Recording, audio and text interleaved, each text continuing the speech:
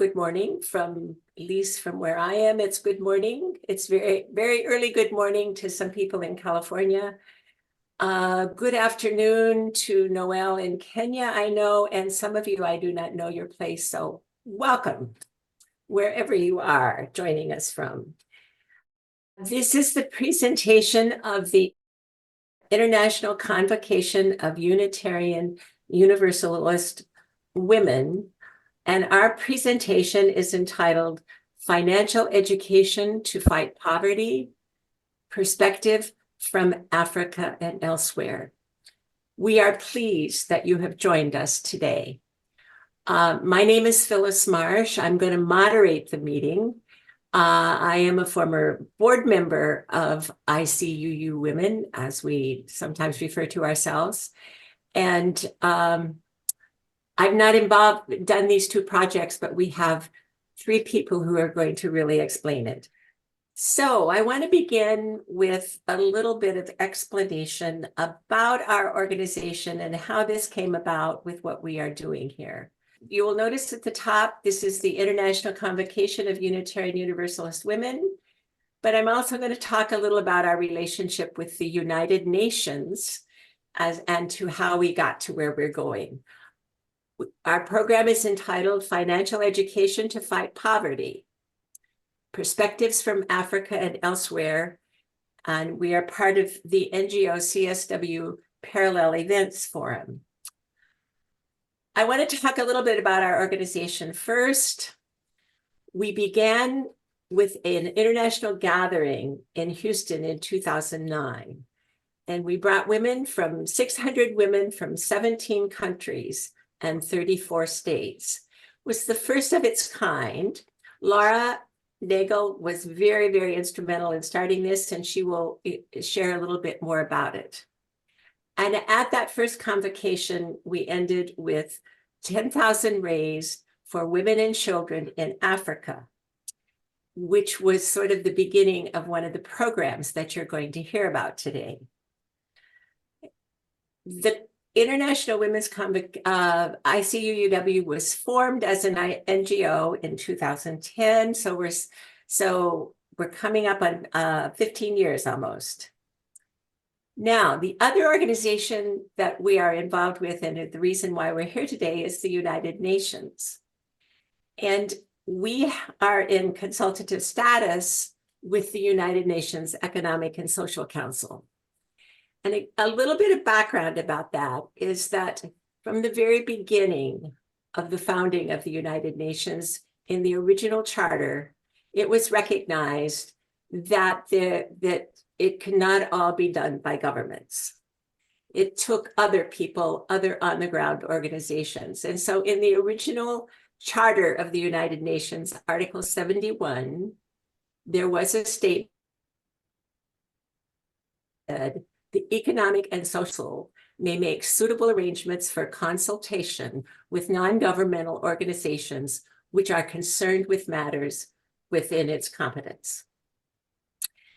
This has evolved over the years into currently they have something called being in consultative status with the United Nations ECOSOC chamber. And today there are 6,494 NGOs recognized as being in consultative status, and the activities must be relevant to the work of ECOSOC. We applied in 2017 to be in special consultative status. Laura and Karen, our speakers, will tell you a little bit more about that. We were accepted in 2019. How do we work and how do we support? So today we are the ECOSOC and the United Nations talk about sustainable development goals. That was a 15-year, I believe 15-year that these are goals that they hope to accomplish by the year of 2030. We went to New York. In New York, there are many large organizations, there are governments working on this, but there are also, we work for these goals on a micro level. And that is where we are today. You can see that there are 17 of these Sustainable Development Goals. Our program today is going to tell you how we are working on a micro level, but still very important level, on 4 of them. First of all, one of the goals is no poverty, which you will hear about. Secondly, good health and well-being. These are goals to transform our world, good health and well-being. How do we make that better? Quality education. And finally, achieve gender equality and empower all women and girls. So we are working for these as part of our consultative status with the UN, and we report back to them every 4 years that we are doing this. As far as financial education to fight poverty, I did a little research to see what was out there. And I want to share with you that one of the reports that I found, and I have put a link to this report in the chat, is they did a study of this. Their first conclusion is that financial education programs work, but not particularly in formal educational settings. Those that work best are simple, actionable, personalized, and timely. And that's what we're going to hear about today as what we've done. And finally, I want to end with a quote, and I found this from Thomas Paine, and I think it is what I am trying to convey here. The mind once enlightened cannot again become dark. I heard stories of that in a program that I attended at the United Nations. Once a woman, a girl, a child learns of their rights, they cannot forget that, and that can make a difference. So I want to introduce to you our 2 speakers for today about our program in Uganda. Our first presenter is Laura Nagel, and she will be joined following that by Karen LaFrance. They will share with you more of the background on how ICUUW Women began and started working in Uganda in a microcredit venture. Laura is the founding executive director of ICUUW Women and was the administrator of the 2009 Houston Convocation, where our organization began. She holds a master's degree in public affairs and policy analysis from the New School for Social Research and has done extensive international work through the UU Partner Church Council. Karen LaFrance is a private nonprofit community development manager and leader with extensive background in financing business deals from micro loans to larger, complex business expansions. She set up and managed our program in Uganda, including teaching and monitoring all aspects of the project. They have written a book about this experience entitled Global Sisters, Microlending and Finance in Uganda, 2010 to 2017. And there you see it on the screen. So I'm now going to turn it over to Laura. Thank you, Phyllis. Well, hello, everyone. I'm glad to be here today. I'm here to start this off by telling you a little bit about our organization and how we came to have a microfinance program in Uganda. It's the story of the creation of the nonprofit and of my work, our work together as I call Karen my BFF, which stands for Best Friends Forever. We're able to talk about this today because we've been working on this book that's soon to be published about the work that eventually brought us to Uganda. We think of it as a success story, though small in magnitude. It was the result of efforts of women from around the world to improve women's lives. I want to talk about the creation of the NGO and its work, and then I'll hand the baton off to Karen to talk about the microfinance program. Karen and I have been best friends for nearly 50 years. beginning with our first job in city planning in Pittsburgh, Pennsylvania in 1978. Neither of us was a traditional land use planner, however. Karen's expertise was in business redevelopment, and mine was in policy analysis and housing. We were both community organizers, and you will see how these distinctions are important to our story.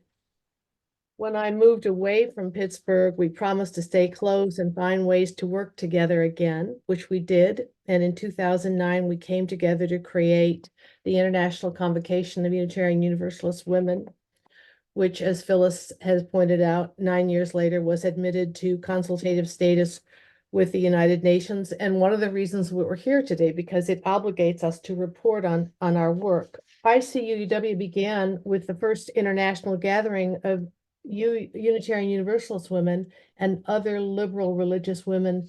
And that convocation is pictured here. It happened in 2009 in Houston. As Phyllis mentioned, we had over 600 attendees. We've since held 2 other international convocations. In 2012, we met in Romania, which is the 3rd largest group of Unitarians outside of the United States, the 2nd being in England.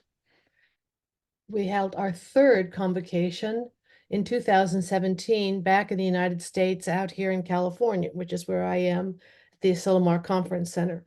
But in Houston, back up here in 2009, this was our first international gathering, Unitarian Universalist international gathering.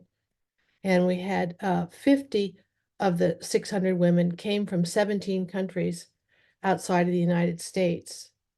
However, none of the 6 women who'd applied from 4 different countries in Africa were able to attend. And even though we had funds for them to come to the convocation, none of them could get a visa from the US embassies in their respective countries.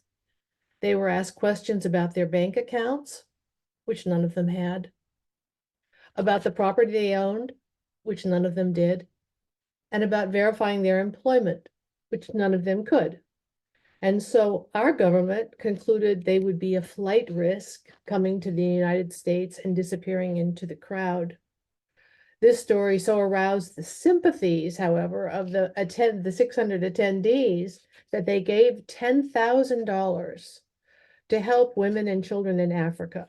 And ICUUW, the International Convocation, was tasked with finding the best use of these funds. Karen and I do like to do strategic planning, and we were immediately of one mind about micro lending being the best use of these funds, because it was a gift that kept on giving as loans were repaid and then reloaned. We were inspired by the work of Muhammad Yunus, pictured here, a Bangladeshi social entrepreneur who was awarded the Nobel Peace Prize in 2006 for his work in founding the Grameen Bank and his pioneering work in microlending and microfinance. These were ambitious times around the world, with hope for ending poverty as a millennium goal of the United Nations. Experts such as Jeffrey Sachs at Columbia University were drawing up plans to be undertaken by the agencies of the United Nations, the World Bank, and the International Monetary Fund to end poverty. We were just a small NGO, but perhaps that saved us from the hubris to think it would be an easy task to manage from on high. Karen and I were schooled as local planners in working with communities and in grassroots empowerment. That grassroots empowerment was at the base of how we organized ICUUW. When at our convocations, we worked in small groups that we called Global Sisters groups, which involved all the attendees to determine the priorities of the organization going forward.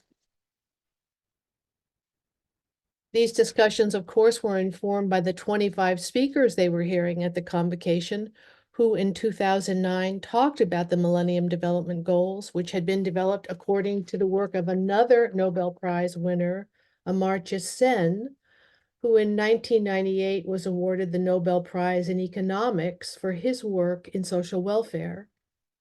This is a field of economics to evaluate the overall well-being of a society.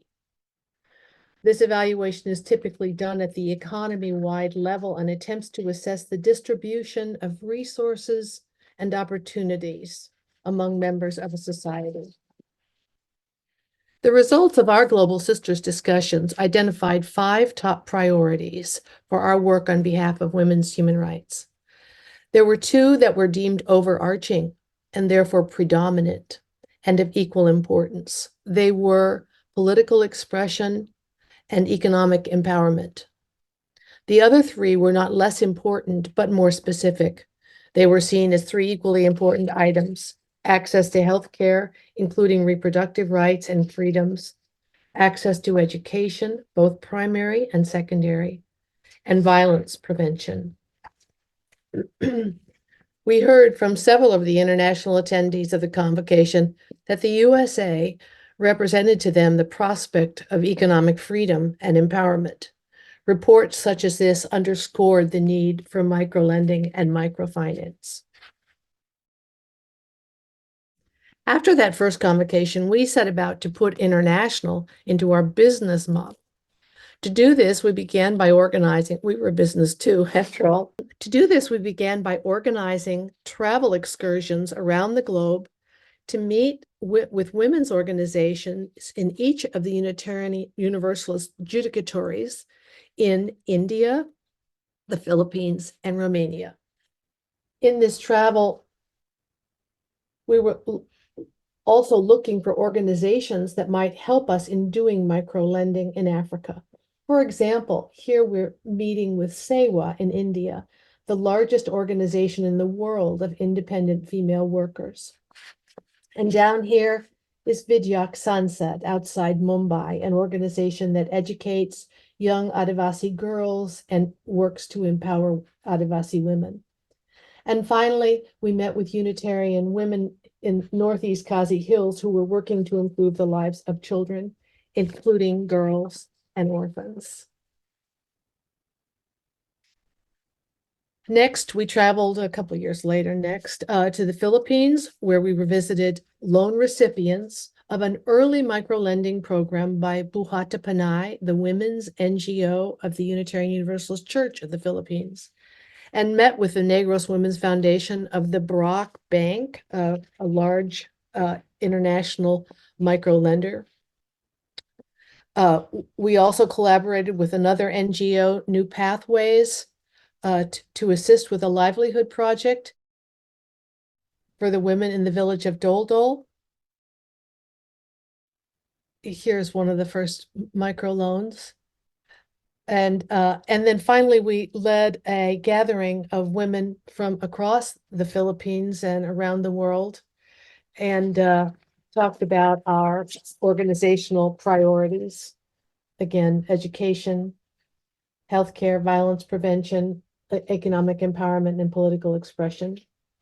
And wherever we traveled, we brought financial assistance to these programs we were visiting.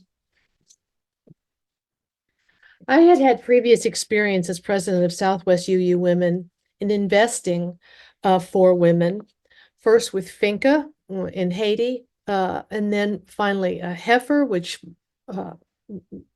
donates animals to families who are then tasked with educating others in animal husbandry and giving them the animal offspring. However, none of these international lending organizations offered us the chance to build relationships with the women we were hoping to serve, which is quite important to us. We were also fans of the married New York Times journalists Nicholas Kristof and Cheryl Wu Dunn, the first married couple to receive the Pulitzer Prize for their book Half the Sky, about the need for women's economic empowerment as a primary means of eradicating poverty in the world, and the important role for citizen diplomacy in the process. So we believed in the butterfly effect, that the actions of just a few of us could make a positive difference in the lives of people thousands of miles away. There's an expression that the butterfly flaps its wings in Africa, you know, the winds are felt ultimately in the Caribbean.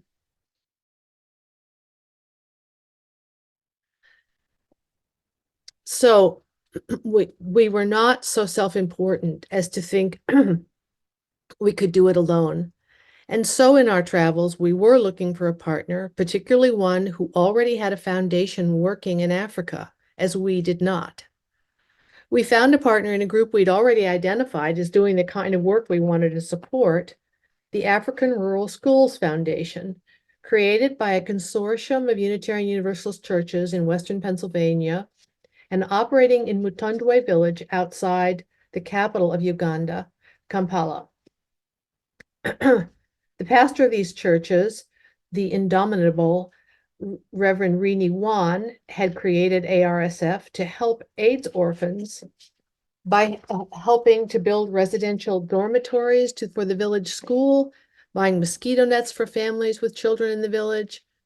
She worked tirelessly on this project with us from the start and is still working with us today. She may be here, in fact, and I want to acknowledge her invaluable support for this project. As many of you know, at the time we began this project, AIDS was a horrible killer, particularly in Africa, where 2/3 of the deaths from the disease have occurred. It was not the first time we were working with African women in a village who were trying to care for the many orphans left by the disease. We would organize the lending program ourselves with Karen's expertise. Now I want to turn this over to Karen to talk about the program in Mutundwe. Thanks, Laura. Hi, everybody. Laura's going to run my slide, so every once in a while I'm going to say, slide, please.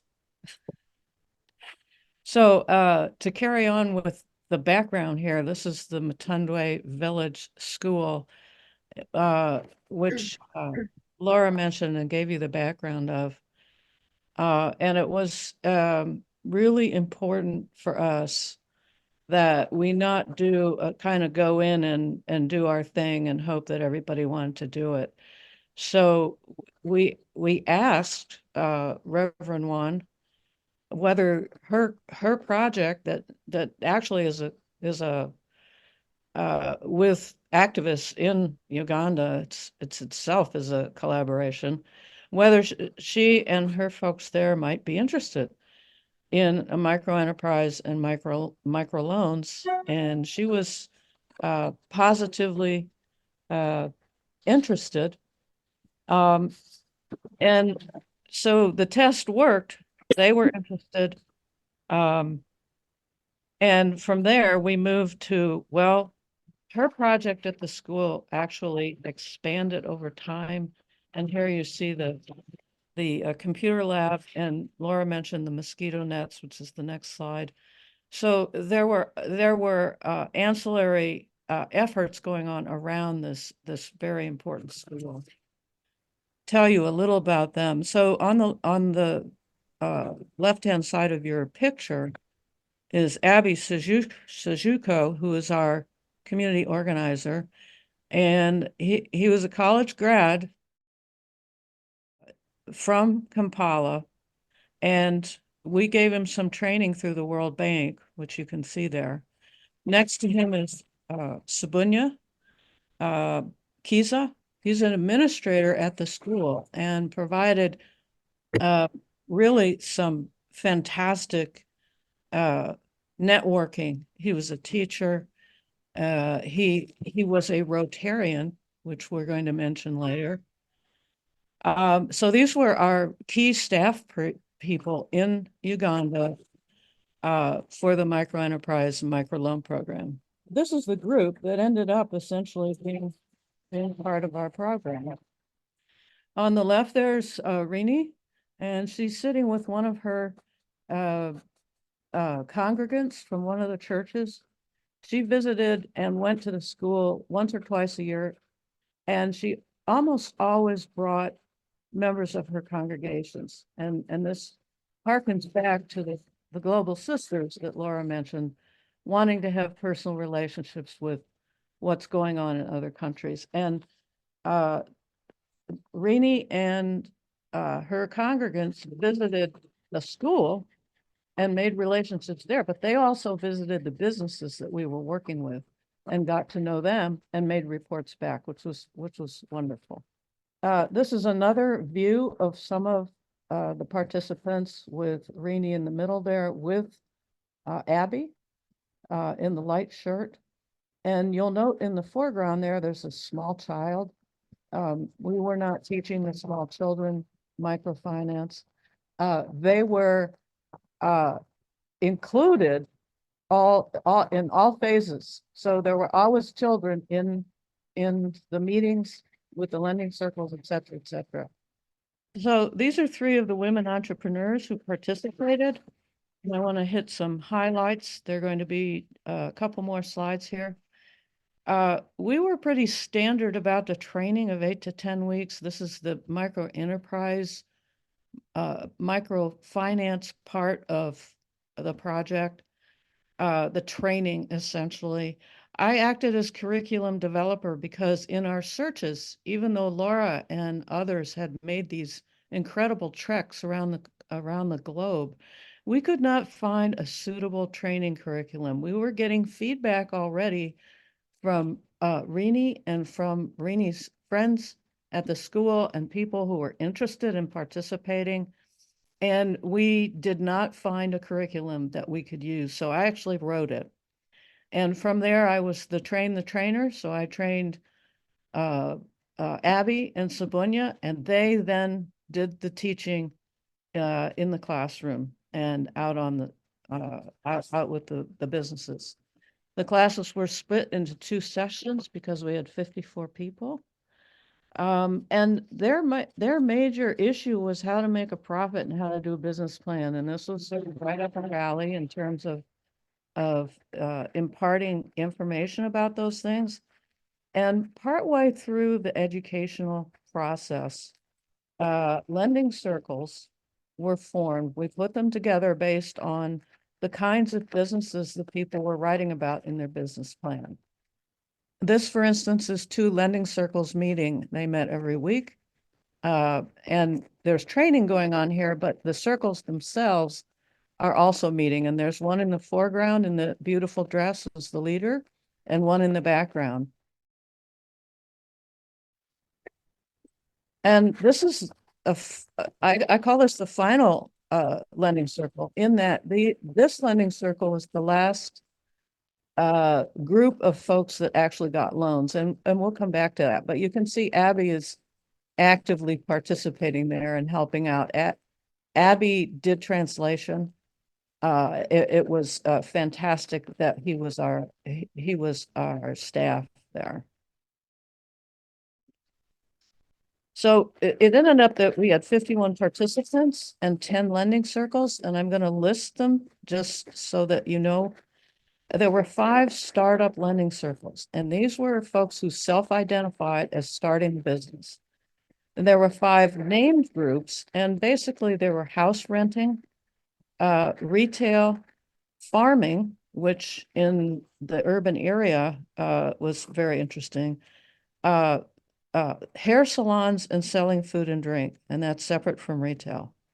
In the course of our education, we challenged the participants who were really interested in getting the loans. They were not attentive as much to the information as they were to when are we going to get the loans. So we challenged them. We said, we've got to have some protocols here. So help us do the lending policies. And they knew that was a way to get to the loans. And so we had the drafts going back and forth across the globe. And it was actually a very good grassroots project, because everything in the lending circles, the participants agreed to and added to. And most importantly, we charged no interest. And that was right straight from the folks. They said, oh no, we've had other loans from Brock and other places, and the interest rates and the requirements for these loans has been stultifying for us. We do not want any interest. And we said, oh, okay. And we thought, okay, well, there is a way to get some return on the capital, and we set up a guarantee funds, which I'm not going to get into specifically, but each lending circle paid into a joint contractual fund, and they all had money in the game. So that helped them get through the project. This is Mr. Charles Mayungo of Centenary Bank in Uganda, in Kampala. And we were looking for a bank. We needed another collaborating entity with us. It's very important to form relationships with banks because that's where the money is, and that's a fact of life around the world. This is an interesting bank. Mr. Muyungo and Sabunya met at Rotary. And Sabunya said to him, "We've got the project for you." The bank is owned by the Catholic Church. It's a development bank. So it had a double bottom line. That is to say, yes, it needed to make money, but it also wanted to build community. So this was perfect. And this was the first meeting with Mr. Charles, that's what we called him, who came out and met with the women. In fact, we required that they have a bank account, and he sat there and opened these bank accounts at the school with our folks, a major partner. So I want to talk briefly about some of the entrepreneurs, because it was very interesting for me as a USA person and working with businesses over the years. It was really quite fascinating. What I'm doing in the remainder of this talk is to emphasize foodstuffs. And the reason for that is because we're going to end the talk with an evaluation of what happened afterwards, after our project stopped, and also an evaluation of what happened during COVID. And during COVID, food was very important. And so some of these businesses were able to stay open. So we're going to come back to that. But this is an example of poultry being raised, starting to be raised, right in the house of Sejuja Grace. Now, Grace was a seasoned entrepreneur. She had raised poultry before. She had cows for milk. Later on, she raised pigs. She actually had employed a worker at one point. She bought a water tank and sold water. Very entrepreneurial. She had even had a family investor and a loan from Brock in prior years. So these are her newly acquired chicks, and her loan was $500 US. And it paid for the chicks, the feed, and the inoculations required by the government to sell food, to raise animals for food. Now, we were very patient on our repayment schedules. For example, these chicks take 6 months to become marketable, shall we say. And here she is with 5 or so, I think maybe there's 7 or 8 birds still left to sell. We did not ask for payment until these birds went to market, and then repayment rolled in appropriately. So this is another example of a poultry business, and this is a different approach. That is to say, this is Rebecca Nalula, and she wanted a room for her chicks, a room separate from where the people lived. And so with her $500, the room was built. Again, she bought the chicks and the inoculations and the feed out of her microloan of $500 US. Both of these businesses were open during COVID and survived through the pandemic. So overall, we're again very patient with payments. we wanted folks to end up with a quote unquote good credit report, although I'm not sure it's a credit report, but certainly it was a reference. Okay. But I do have to say that collections were required. We did have to chase after, I say we, but it was really Abby, and it was the leaders of each of the lending circles. There was a leader and a co-leader. They were required to help make their fellow lending circle participants make their loan payments, because the next person to get a loan depended on the first person following the rules and making their payments. And so collections were definitely, collecting was definitely required. But interestingly, when we had celebrations, some of the late loan payments came in pretty quick. And we had two major celebrations, one of which included the precursor of talking online like we are with Zoom. And we actually met people and anyway, the celebrations were very helpful. And people got certificates for finishing up. So this is a plantation, and I can't tell you what the fruit is.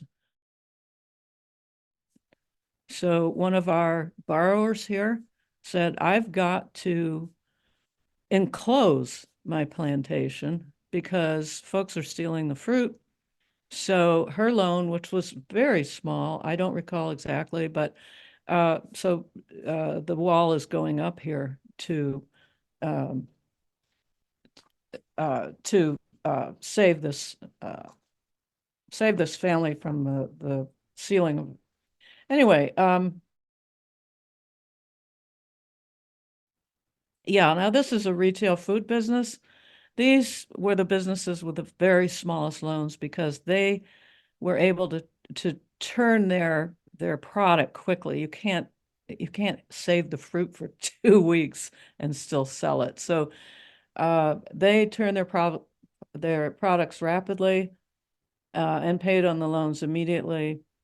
Same with hair salons, and some of the other businesses were able to turn quickly, and we did not have to do the very patient loan payments. These entrepreneurs, again, tended to survive through COVID lockdowns. Again, it's about food being important.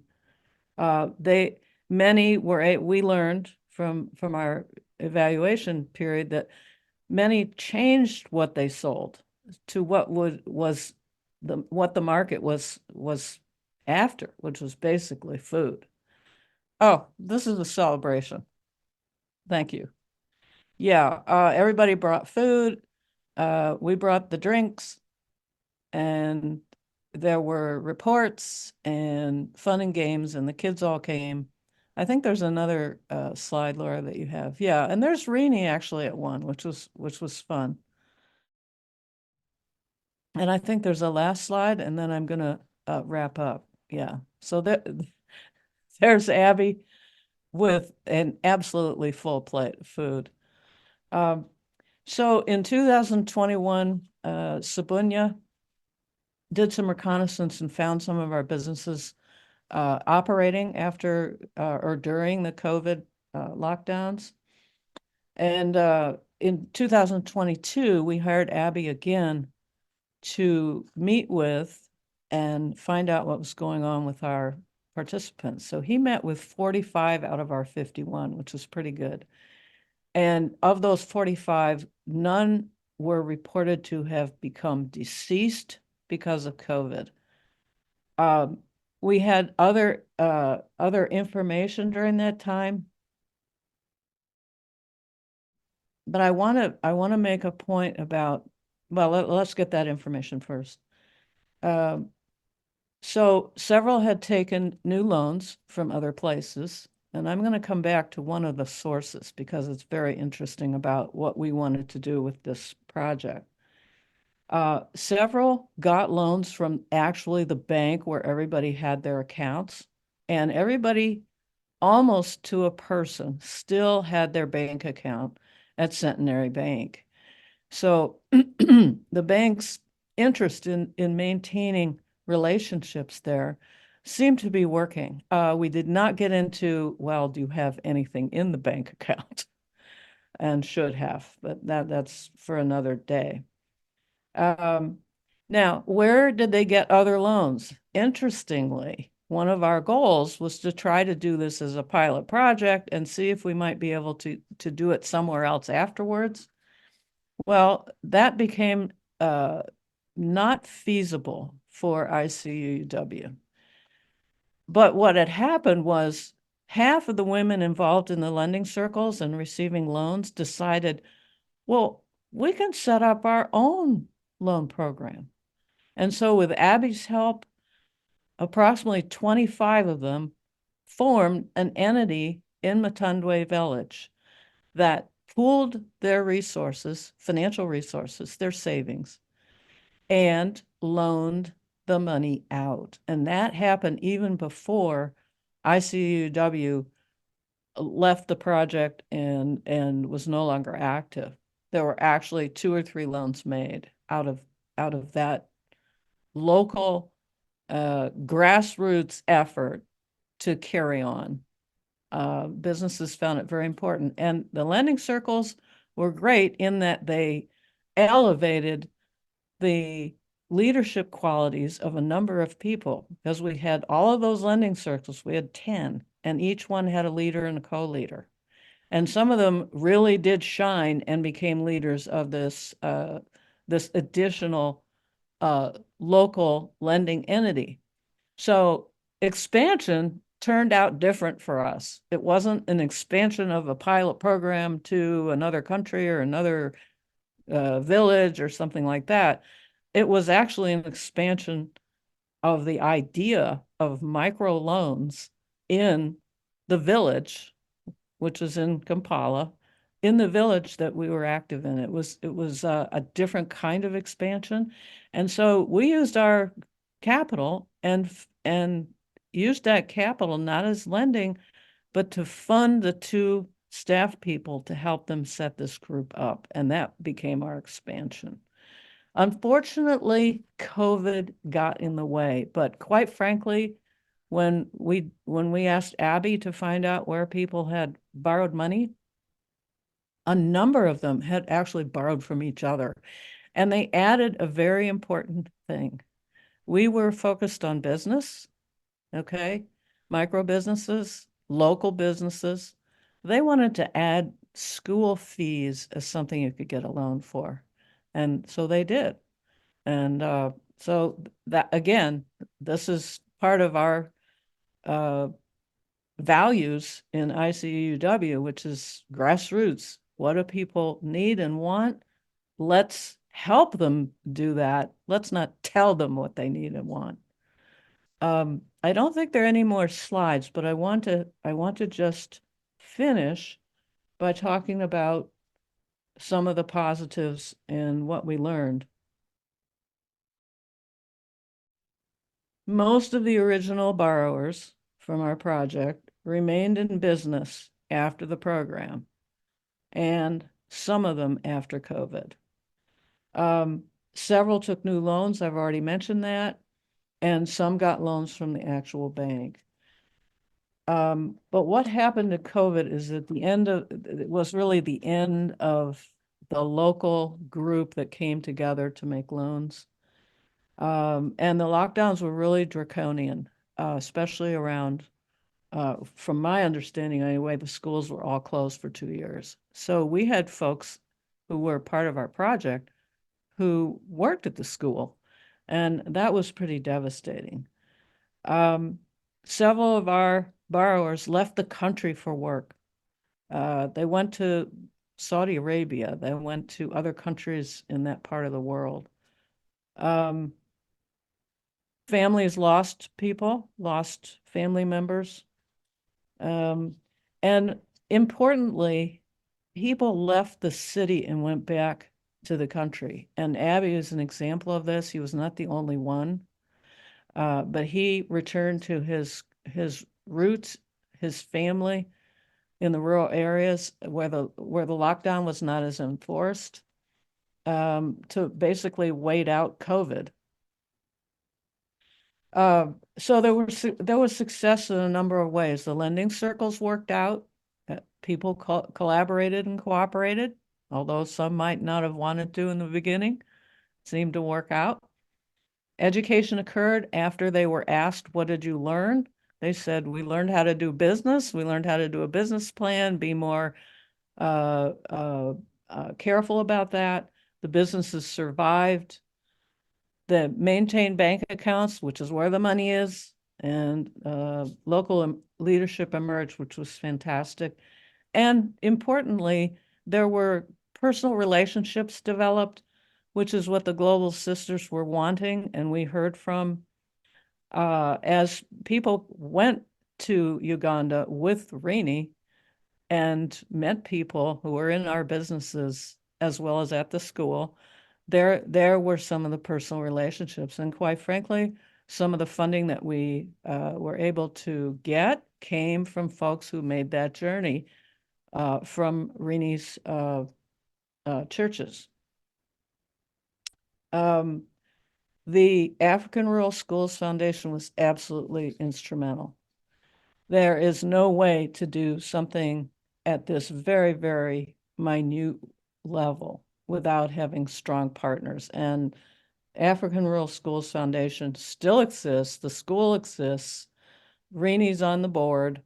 Very, very strong participant for us without any of our own relationships in any African country, except for board members. Sorry about that. So there must be this strong experience in country. And what was even as interesting about that is that ICUUW continues, and in consultative status, in hardworking volunteers, it's underwriting continued economic development efforts around the world. So Laura started with the story of ICUUW coming into being. So this project that we did, and then the aftermath, consultative status, etc., has continued the work. So we think of that as a positive and an outcome.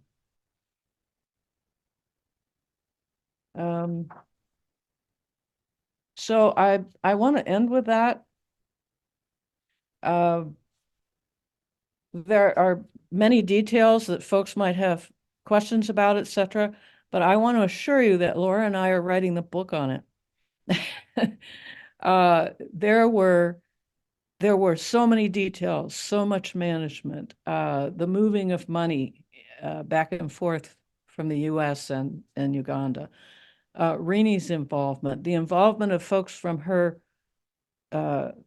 congregations that work with us and offered ideas, the business people themselves, what happened every single lending circle. Abby wrote the reports and sent to us.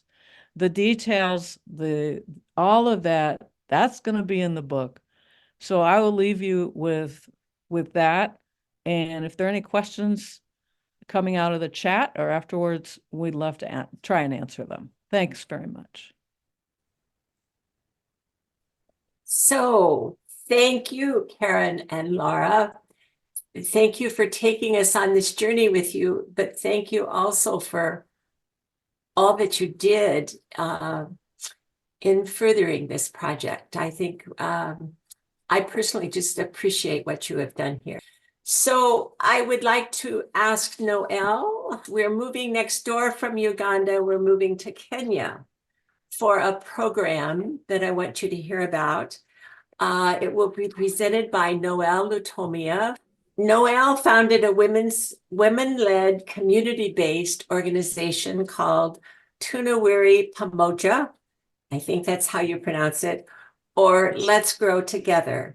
And she is working with adolescent girls and young women from disadvantaged and marginalized backgrounds in rural Kenya to access education through provision of scholarships, menstrual hygiene management training, sexual and reproductive health and rights training, and life skills.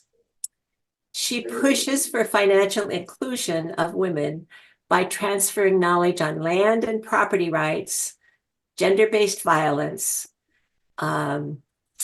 financial literacy, and entrepreneurship.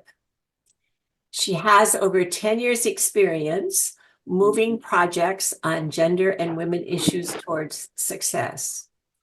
She is a Community Solutions Program alumni and an African Change Maker Cohort 2 alumni. She volunteers for Acacia in Kenya as the project coordinator. She previously served on ICUUW's board and is a member of the Rotary Club. So Noelle, I want to turn this over to you. Thank you so much, Phyllis. Hello, everyone across the world. Thank you for joining us today. I'll go straight to our presentation. So, Phyllis has already done a bit of introduction about Tunawiri Pamoja and the work that we do. And I'll specifically go to the Young Women's Empowerment Program in Mumias. And I'll talk about the 4 program areas that we covered by the funds provided by IWC. So COVID-19 hit a blow to so many people across the world. And the young women in Kenya were not left out. So many of them decided to do businesses, but they had no skills. And some of them became widows out of COVID-19. Some of them had to support their families because their parents lost their jobs or died because of COVID-19. And most of the young women in businesses do not have skills to properly run a business and grow it into something that can be sustainable. So the thought behind this program was to just empower the young women with skills, business skills, entrepreneurship skills, to also empower them with skills around sexual and reproductive health and rights, and also empower them on land and property rights. So for our entrepreneurship and business skills, the young women were able to be taught a range of things, starting from how to set up a business, how to register a business locally in Kenya, how to acquire business registration, how to access government loans, and also how to do a 5-minute pitch. When we started off, most of the young women could not stand in front of the group to introduce themselves. But through the continuous training and encouragement from the Tunawiri Pamoja team, we see that towards the end of the program, the young women are able to stand up and pitch their businesses. They're able to produce records of their businesses, and they're even able to go to banks and open accounts where they can save money on a daily basis from the returns they get in their businesses. We even had an opportunity to invite bank staff from ICUUW Bank Kenya to come and talk to the young women about how, as young women doing small business, can open accounts and grow their bank balances to enable them access loans. As we were continuing with the program, the young women, voiced one major challenge, that they could not be able to access loans in banks because their businesses are so small and they do not have any collateral to guarantee their businesses.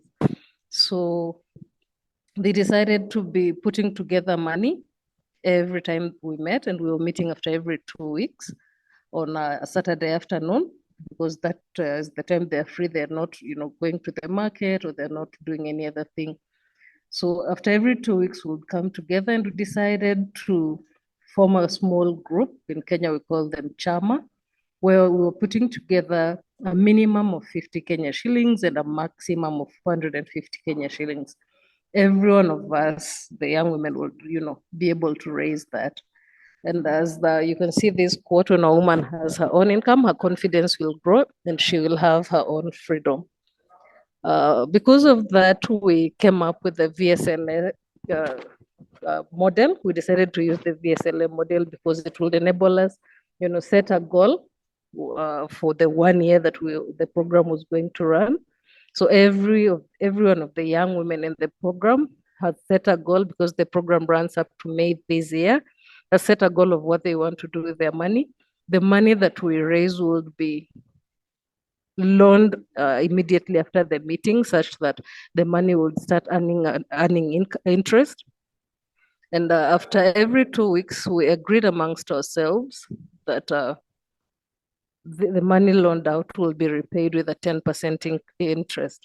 So the money will be, increasing, and every time we meet, the money will also be increasing in terms of shares.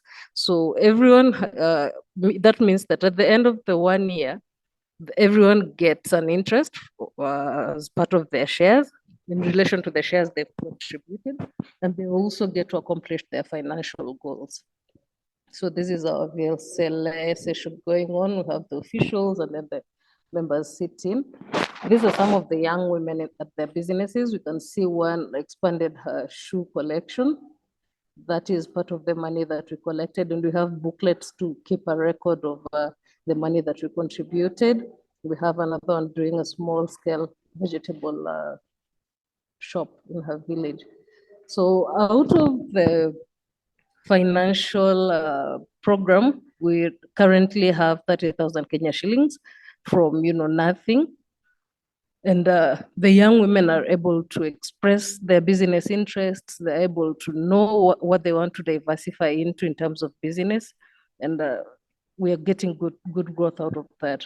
Then we also learned about sexual and reproductive health and right, majorly because the number of children we have, any woman has, will directly affect her health and also affect how much she can do. And for our setup right now, these are young women who are just starting off in business. They cannot afford to have so many children. So we decided to learn about our sexual and reproductive health and rights, and measured mostly on family planning. And we were able to, talk to the young women about family planning, different family planning methods. They were linked to a health provider. They were linked to health facilities close to where they live. And we allowed them time to discuss this with their husbands, because even though our bodies are, our own choices, we live in a patriarchal society where a woman cannot just make that decision on, that she's decided she's not going to have any more children. That could easily lead into gender-based violence. And we do not want any of the young women to find themselves in such a situation. So once the information was shared, they were introduced to the health facilities, they knew the different methods of family planning, they discussed with their husbands, they were able to access the services.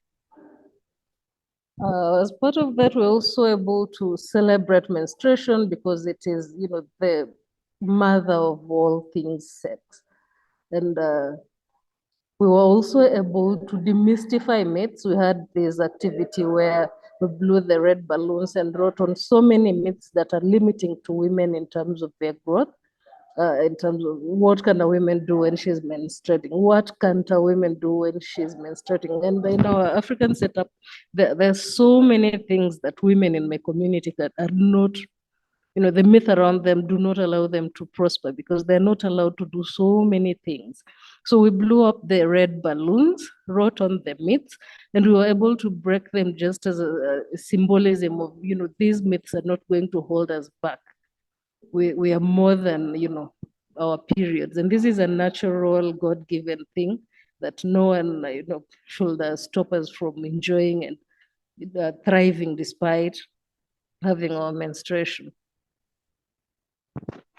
And we also had sessions where we talked so much about our body autonomy. And it's interesting that many of the young women do not know the biology around their reproductive organ, and we were able to discuss that fully, and most of them left fully knowing what their body parts are and how many reproductive organs or what entails the reproductive parts of a woman. So this is just a descriptor of what family planning means for many of us. For many of the young women in the training, they drop out of school very early. So that already means that they already have children. So their education was limited. But through such trainings that we are offering at the community level, they'll be able to decrease cases of HIV and AIDS because we taught them how to use condoms. We talked to them about pre-exposure prophylaxis. We talked to them about post-exposure prophylaxis. We talked to them about how they can plant their own food at home, how they can space their children, how they can improve maternal health for their children, how they can, collaborate and work together to ensure that all of them have gone for family planning without feeling intimidated. And we can relate this because as a businesswoman, if you have small children and you have no one to leave your children to, it means that for that day when your children are sick, you do not get an opportunity to go to work. And if your family depends on the business that you're doing, that already means that your financial stability is, affected. So family planning comes in as a very important aspect of the lives of many young women because they cannot sustain a very big family. And then we were also able to talk about land and property rights. In Mumias, we have a minority group, the Nubian community, living among us, and we have young women from the Nubian community who are now faced with a land crisis because the part of town where they're living is supposedly government land, and the government has been asking them to vacate that space. The people from that community came to Mumias in the early 1900s. They cannot go back to South Sudan where they came from. And the old men who are taking up the court cases, most of them have died off. The women have not been involved over time on the court cases. And so we were able to talk to the young Nubian women in the training, empowered them with skills, and just requested them to talk to their elders on where the court case is, and we were able to link them up with a human rights official from our team, one of our trainers, who will be able to walk with them this journey to ensure that their community is not thrown out or the community does not lose their land. We also have young widowed women as part of the training, and unfortunately for the African system, for our patriarchal nature of society, some of the widowed women have been thrown out of their ancestral land because they'd given birth to girls only. Yet girls though the law allows girls to inherit property, the young women have been thrown out by their in-laws. So the young women have been thrown out. Their children are not allowed to access. Their daughters are not allowed to access their land because their fathers are dead, and their brothers-in-laws do not see why a woman should inherit land meant for men.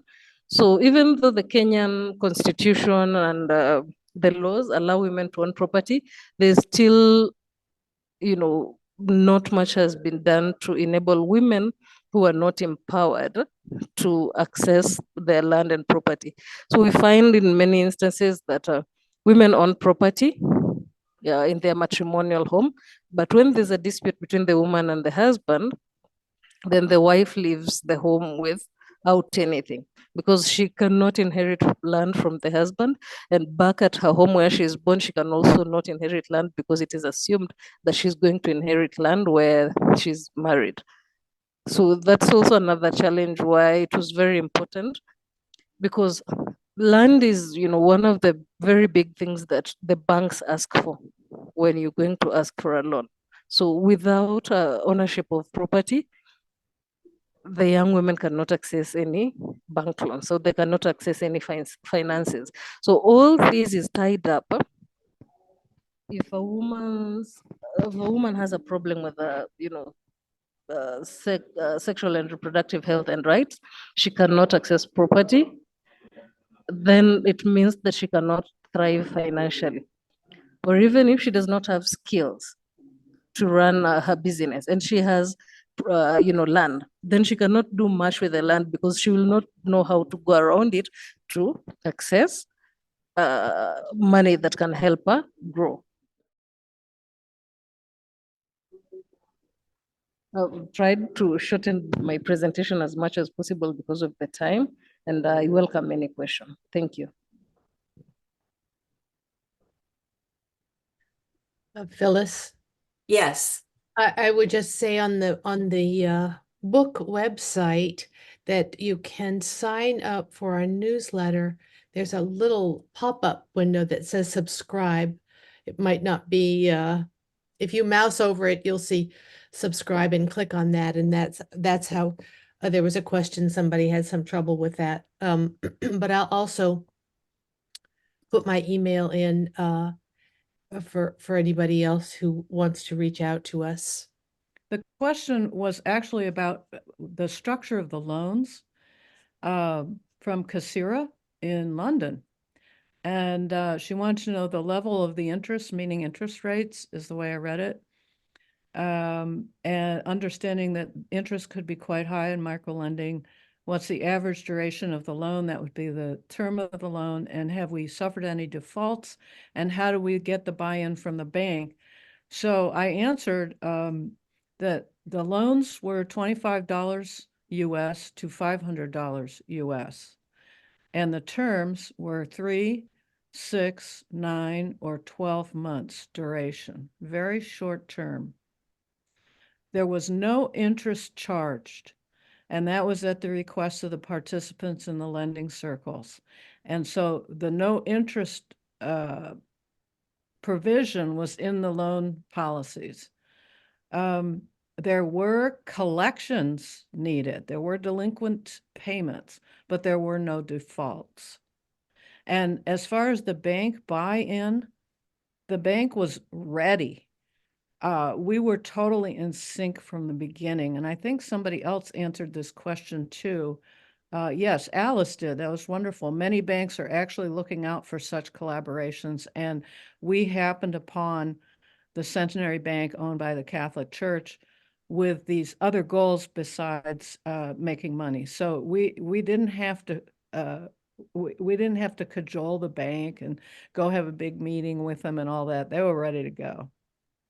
And then my final comment was, this is a way that we disperse loans to our participants in the lending circles. When they were ready for a loan, they got their money at the bank. So they became knowledgeable about the institution. Thanks for the question. This was about your reproductive rights ones. Do women need their husband's permission to access birth control? And Noelle, you shared about the laws and changing laws on rights and so on. That is a question that is directed to you. Noelle? The decision on what type of family planning or whether or not to take family planning is not singularly made by the woman, especially if the woman is married, because this is, there's a lot of myths around family planning and how it's going to affect the couple's sex life. So in most instances, the health providers also ask the woman if she's had a discussion with the husband about, the process of family planning. We've had many cases of gender-based violence in Kenya because women have gone ahead and, taken up family planning without having a discussion with the husband. So it's not a decision that many married women make on their own. It's a decision that has to be agreed on between the couple before the woman goes ahead and settles on the family planning method. I had a question for Noel. Earlier, you had mentioned having an attorney who's helping women to file lawsuits to get access to their property. And I'm wondering how you have access to this human rights attorney. Is it something that's being provided by an NGO or another nonprofit organization or uh, and if not, how can you fund payment of the attorney? So one of our facilitators for the human and land and property rights was Phyllis. She's a human rights defender in Kakamega County, and she's attached to the Defenders Coalition, and she's also attached to Roots Kenya. So through both those organizations, the women are able to be attached to lawyers, and their cases are taken up. So once the women are told what information they need to gather to back up their cases, they're attached to a lawyer on pro bono with these organizations, and then they're helped with their cases. So this is a question that I want to ask Karen about this. I am not an entrepreneur. I've never felt I had that skill. And yet when I look back, I have known many women who started their own small businesses in my lifetime. So I am wondering how, when you started this program, the 50 women, I think you had 51 in your program. Were they naturally entrepreneurs? How is it something you learn? I just am fascinated about them, how they go about doing that. Well, that fascinates me as well. And I would say it's sort of a life's work to figure that out. But with respect to sort of how this project evolved, my sense is that of the 51 that ended up in the lending circles, and all of them had loans, that about a third had other work. So the business was on the side and potentially run by them in their off hours and by family members. And the remainder, it was their only source of income for their families. So the entrepreneurship came from absolute need. Absolutely, it was the only way they could figure out how to get money into the household. I mean, like I say, it's a life's question for me, but that would be my comment related to our project. Thank you. Thank you. Any other questions? I see in the chat that someone asked if for Noel, do the women need the husband's permission to open a bank account, or for Karen and Laura too? Did they need a husband's permission to open bank accounts? I'll answer for our project, which started out that the bank wanted to know if these folks who are asking to open an account were real. And so it wasn't the husbands, it was the council member from the community. They wanted an affidavit from the council member. Well, after a while, all the women got the letter with their picture and so on. And then the bank said, well, don't worry about that. So that dropped off, but it was not asking the husbands. The Kenyan case, the women do not need the husband's permission to open bank accounts, but they're faced with the one problem, because many of them got married young, they do not have identity cards, and that is a requirement by the government for one to open a bank account. So the only challenge they face is, lack of an identity card, but they do not need permission from anyone to open a bank account. Okay, I see Jeannie has a question. Jeannie? Yes, I have heard from research into microloans like this.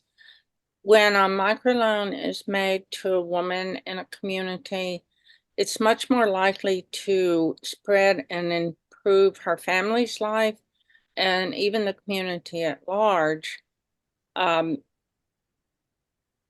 And not so much when a loan is made to a man. It's not, for some reason, not spread as much to improve the family and the community. Have you heard that?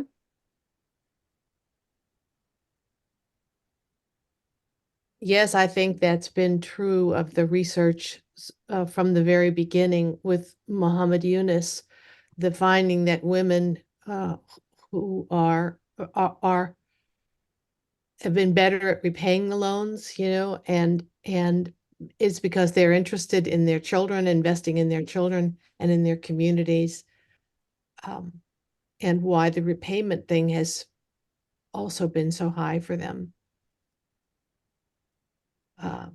Yeah, I love the story of I think it was Nicholas Kristof going to talk to Saudi Arabia about economic development, and he spoke to an audience in which half of the audience were behind the curtains. They were cloaked because they were female. And he said, one way to unleash your economy is to unleash the power of half of your population. So, Yes. Yeah. A good lesson to learn. yeah. Good question.